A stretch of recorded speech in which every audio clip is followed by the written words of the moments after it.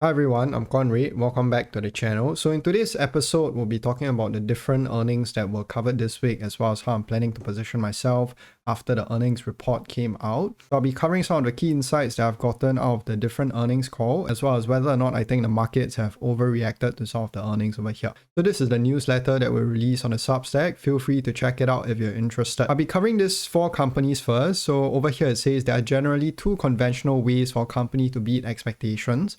One way is to beat the earnings expectations, and then second of all is to beat the timeline of profitability, meaning to say the company is able to be predictable, produce high quality earnings for a sustained period of time. Then that is when you have a compounding machine that will just keep compounding intrinsic value and generating you decent returns for the long run. Increasingly, market participants are focused on the first factor rather than the second one. So I felt that there were a number of earnings reports that actually came out and then the stock fell for basically no reason. So let's start with Visa first. So net revenue increased by around 17%. Your GAAP net income increased by 32%. Your non-GAAP earnings per share is up around 20%.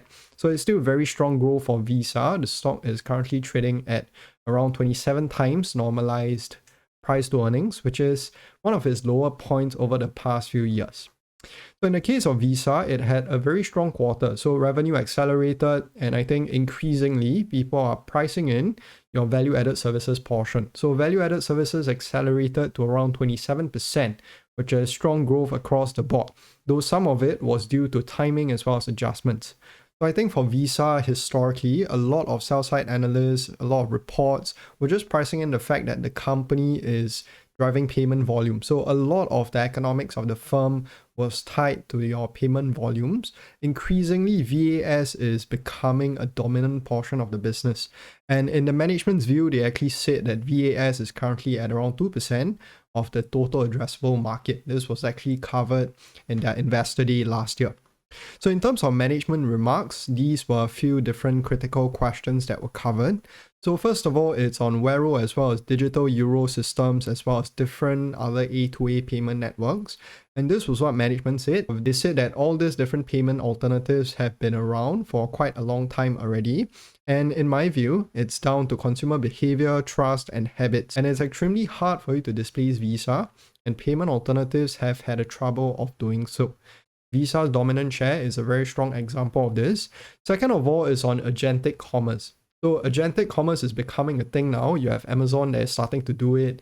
You have the entire market that is trying to push it. And this is what the company said. The company said that this is actually a tailwind for them, which we covered in our Visa's investment thesis. It's also on Substack. So management said that agentic commerce means there'll be more tokenization usage, allowing for safer and higher take rate for Visa. And I think the way to think about Visa now is to try and think of this company as a fraud protection company rather than just a payment company. So increasingly, the company is trying to position itself as a fraud company, basically riding the wave of digitalization and technological evolution. And with that, obviously, there'll be more fraud, there'll be more scams, and the company is trying to be the main deterrent for it. And they also said that fraud protection is a key concern for most commerce companies, with CEO acknowledging that it's the top 3 or top 4 concerns.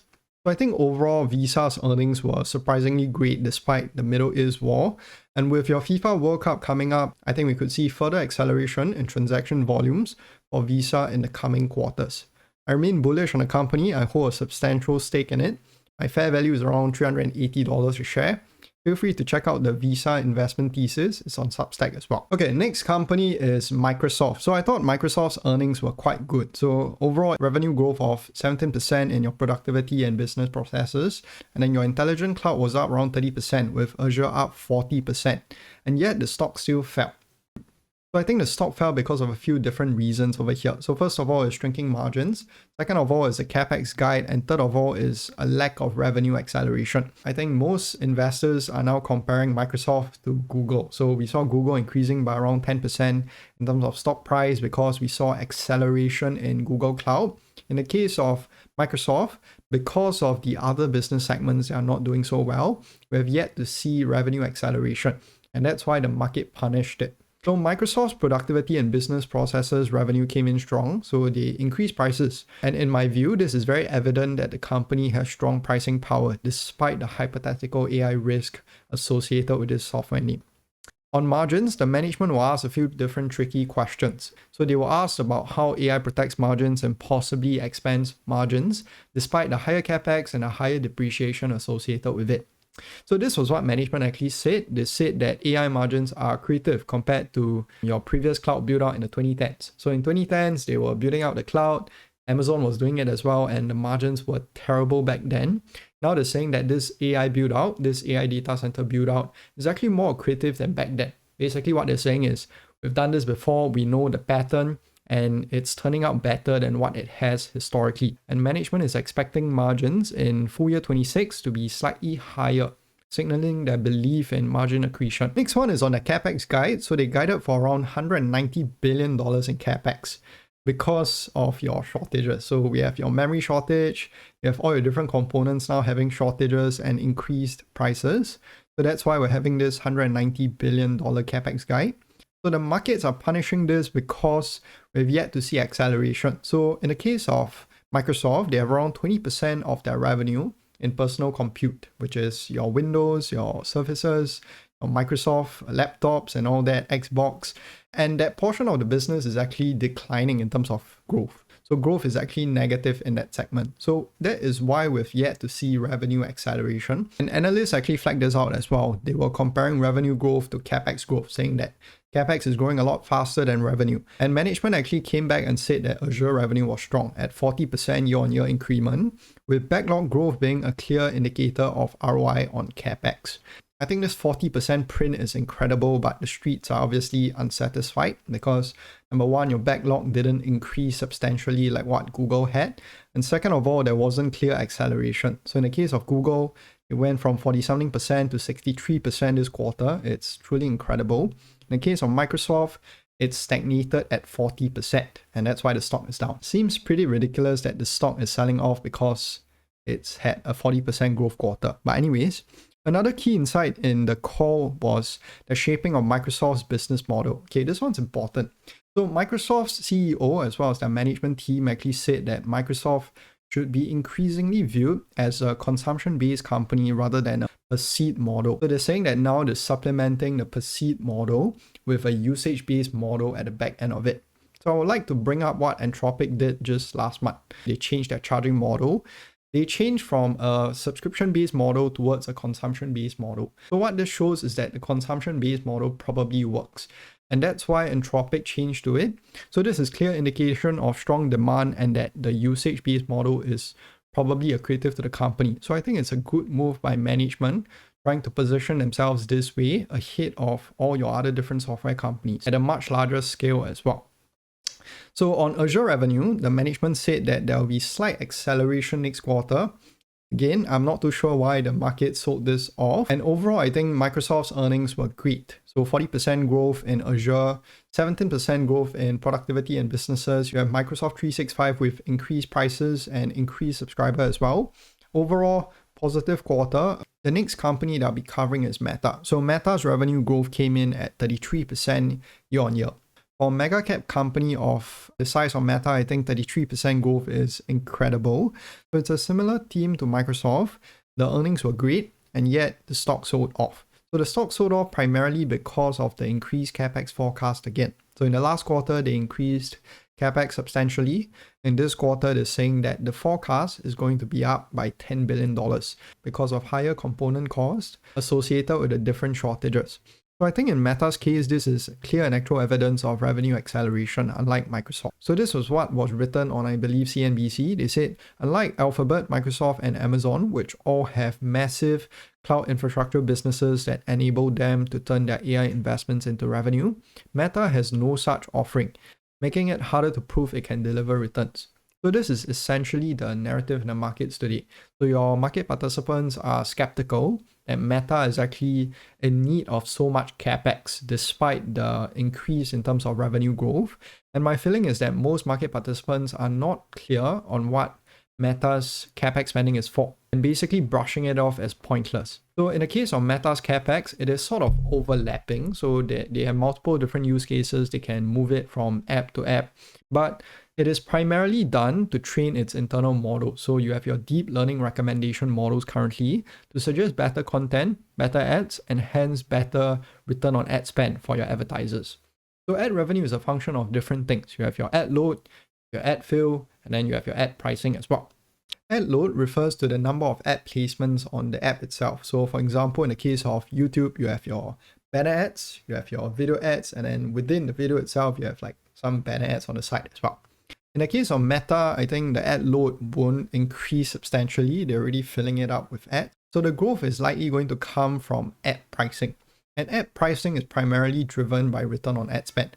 Meaning to say, when return on ad spend is higher, your ad pricing goes up because it's a bidding system in your ad space. So higher ROAS drives a feedback loop where your advertisers, they bid for higher ad pricing and so on. So when an advertising company is able to suggest ads at the right time to a better customer, return on ad spend increases, driving ad pricing. So if you were to compare Google's ad pricing growth as compared to Meta, for example, Google actually experienced a 5% increase in terms of cost per click for Google search. In the case of Meta, it increased by 12%. So what this means is that your recommendations are probably getting a lot better. Your ROAS for advertisers is a lot higher, and that's why they're able to charge such high prices. That's why people are bidding so much. So comparing Meta ad pricing with Google's ad pricing, Meta has shown significant comparative strength, with ad pricing increasing around 12%. I think it is undeniable that Meta's capex is working and has been working. And so I find the narrative that Meta is misusing their capex as quite perplexing. So until there's a clear indication of Meta overbuilding, I think the capex is working. Revenue is accelerating. It's 33% revenue growth this quarter. Next company is Fair Isaac. So FICO is a very funny story. So FICO rallied 11% after the earnings report, and then by market open, it was up only by 3%. And then on the next day, because Steve Eisman announced on CNBC that he is short FICO, then the stock fell by 7%. The stock is trading around purely based on sentiment. And funny enough, he actually disclosed this short position days before he went on the CNBC interview. So in the case of FICO, revenue accelerated, but I think a lot of the revenue acceleration was expected. So they increased prices last year. They changed their pricing model to the $4.95 plus $33 pricing, and actively increased prices by around 100% this year. So I have revenue growth model at high 30% to around 40% this year. So for FICO, here are a few insights that I actually found in their earnings call. So first of all is that management mentioned that they'll be changing the pricing structure of your FICO 10T. So they're changing it from the $4.95 plus $33 to 99 cents and $65 once implemented. So FICO is offering free usage for FICO 10T now until it is approved by the FHFA.